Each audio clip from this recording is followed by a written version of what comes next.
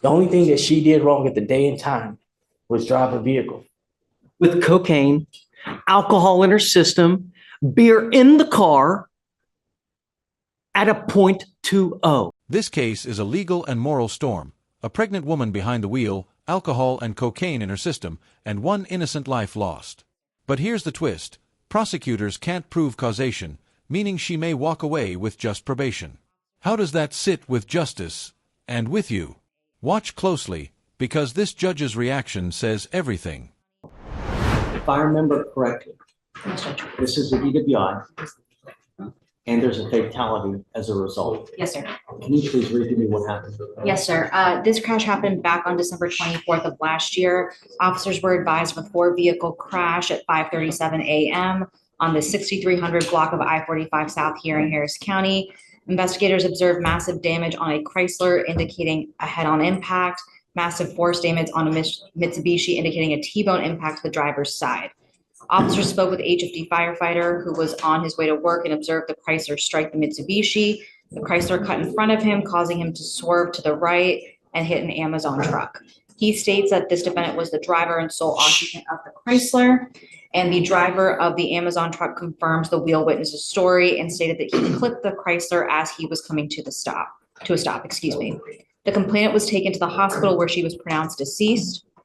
Officers observed an unopened beer can in the driver's seat of the Chrysler. This defendant stated that she was the driver and that she struck the vehicle. They observed a strong odor of alcohol in her breath, red glassy eyes, and slurred speech. She was transported to the hospital, and a DRE arrived, and she was Mirandized and she waived her rights. She stated that an SUV was stopped in a lane and she tried to swerve to avoid hitting it and then crashed into the other vehicle. She admitted to consuming 4 to 5 12-ounce twisted teas and smoking marijuana. And alcohol in the car while she's driving? Yes, sir.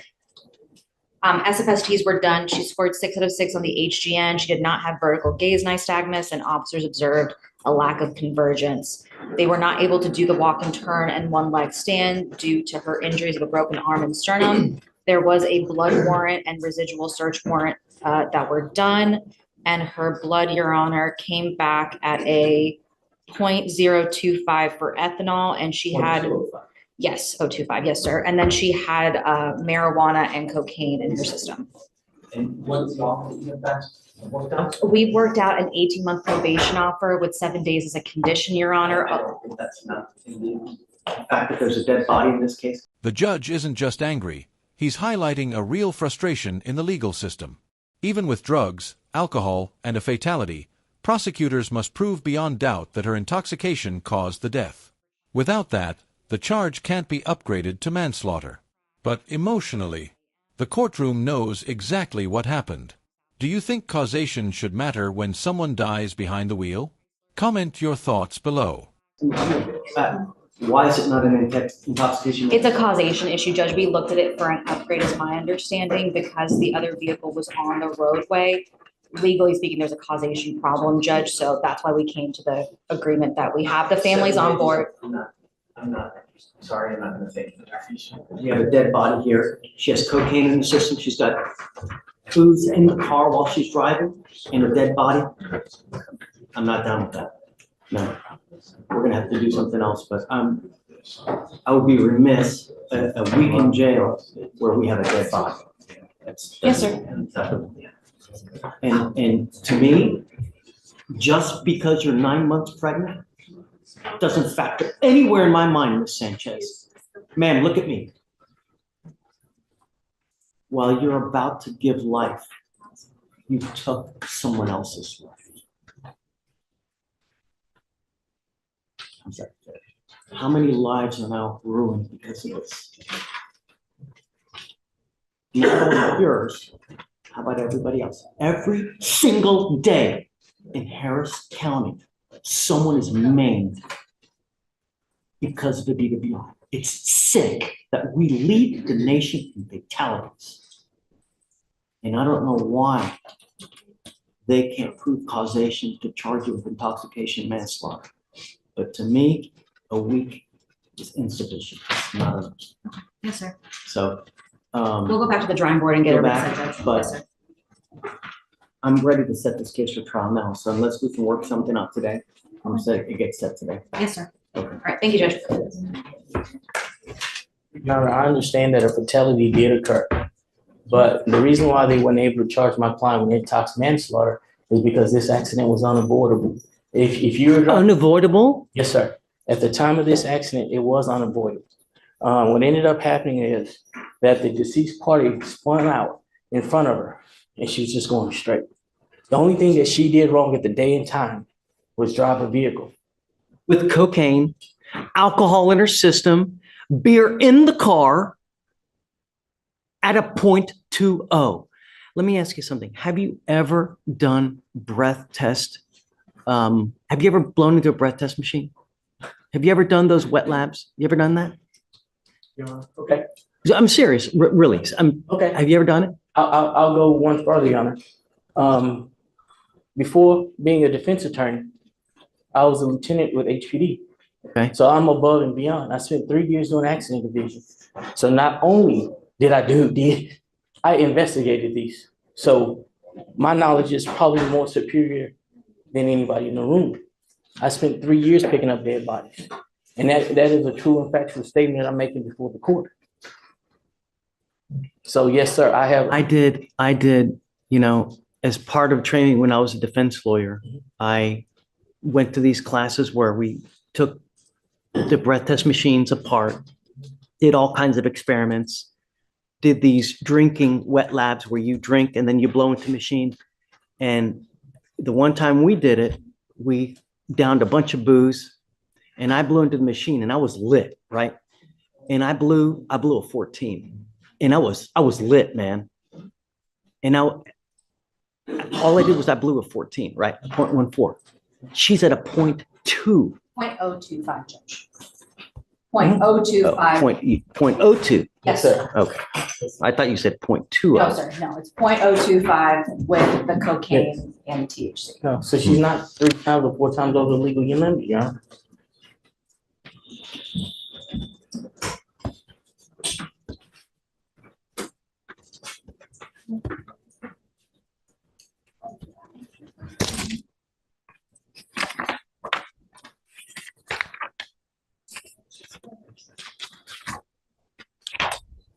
We were discussing about Ms. Sanchez.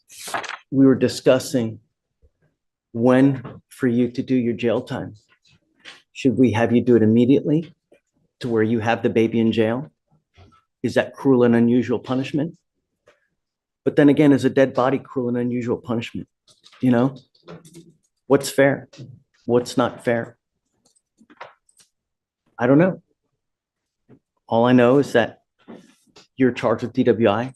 There's a dead body, but they just can't prove causation. And that's why you're not charged with manslaughter. But the fact remains is that we have a dead body. How do we reconcile that? You're pregnant now. And I truly hope that you've treated your body well throughout that pregnancy. Because if you haven't, and you've used anything while you're on probation, you're guaranteeing yourself a life of babysitting of a potential baby that will have developmental, potential psychological, physiological issues that you'll have to babysit for the rest of your life, which is punishment in and of itself. It's not fun. You're charged with driving while intoxicated. You're facing up to 6 months in jail and or a $2,000 fine. The agreement that you guys have worked out is 30 days in jail as a condition to probation for 18 months. As part of the probation, does she have any prior DWI staff? No, Judge. Any other criminal history? Juvenile history only, but nothing DWI.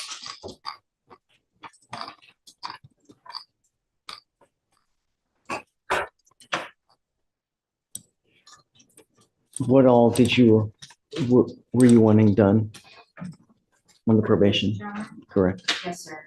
We are asking for DWI education class, a victim impact panel, guardian interlock, no refusal, no drugs or alcohol, random UAs, 80 hours of community service, and a $300 donation to MAP.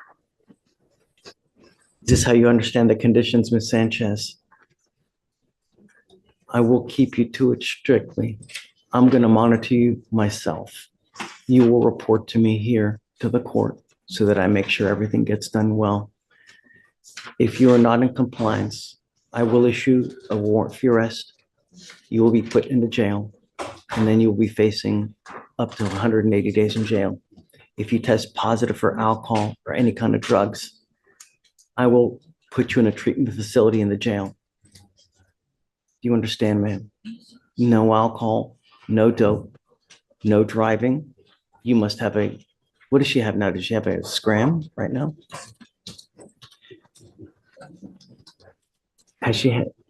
Do we know if she's had any violations while she's been on? I don't think so, I right? don't She has see any any, involved. Judge, no. Okay. She has a scram device at this time, Your Honor. We're gonna have to figure out something about as far as the baby situation with the interlock Yes, sir. or with the portable device.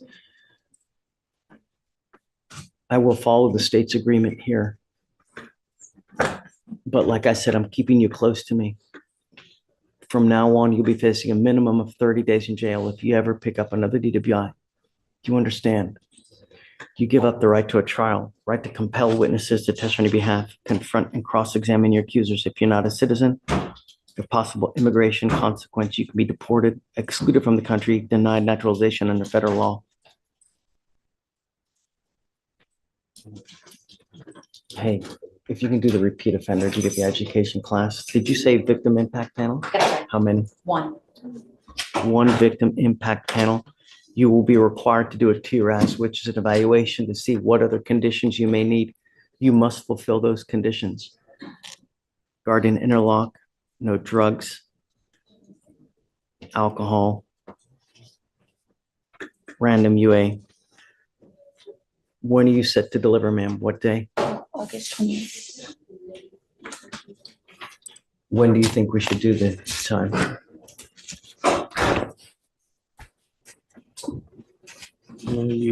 If I could request anything, Your Honor, it'd be the beginning of the year, in January 2025, the start of the year. That gives her time to nurse her baby and everything else. She must get it done within 6 months. Okay. All right, ma'am, how do you plead to the offense, guilty or not guilty?